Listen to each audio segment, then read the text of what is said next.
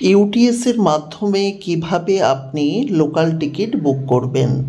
UTS অ্যাপ্লিকেশনটি install করার পর লগ ইন করে নেবেন। আমি অলরেডি লগ ইন করে নিয়েছি। আপনি যদি ওয়ালেটে টাকা ভরেন সেক্ষেত্রে 3% বোনাস পাবেন। আমি লগ ইন করছি। লগ ইন হয়ে যাওয়ার পর খুব সহজেই আপনি অনলাইনে লোকাল ট্রেনের টিকিট বুক করতে পারবেন। আমি এখানে পেপারলেস টিকিট বুকিংয়ে ক্লিক করেছি। আমার যে সোর্স স্টেশন কোডগুলি চলে এসছে, আমি সিলেক্ট করে দিলাম এবং যেখানে যাব সেই স্টেশন কোডটিকেও সিলেক্ট করে দিলাম। গেট ফেয়ারে দেখে নিলাম কত ভাড়া। আমি রিটার্ন জার্নি করতে চাই, তাই রিটার্নটি টিপে দিলাম। 20 টাকা ভাড়া, টিকিট বুক।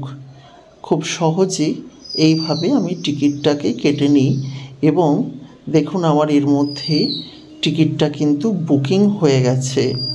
যেহেতু সিকিউরিটি পারপাসে আছে সেই কারণে টিকিটটিকে দেখালো না এখানে, কিন্তু টিকিটটি বুকিং হয়ে গেছে।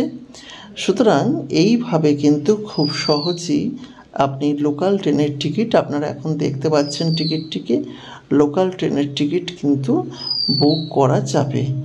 যেহেতু সিকিউরিটি পারপাস আছে তাই এটা কালো দেখাচ্ছে।